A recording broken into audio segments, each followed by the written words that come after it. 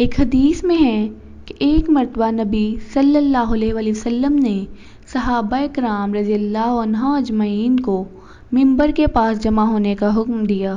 راوی کہتے ہیں کہ ہم لوگ حاضر ہو گئے۔ نبی علیہ السلام جب منبر کی پہلی سیڑھی پر چڑھے تو آمین کہا، پھر دوسری اور تیسری سیڑھی پر بھی آمین کہا۔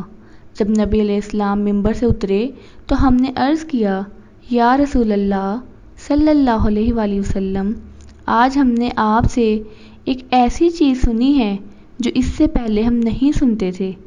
نبی صلی اللہ علیہ وآلہ وسلم نے فرمایا، جبرائیل علیہ السلام میرے پاس آئے اور انہوں نے کہا کہ وہ شخص اللہ کی رحمت سے دور ہو جو ماہ رمضان کو پائے لیکن اس کی بخشش نہ ہو سکے۔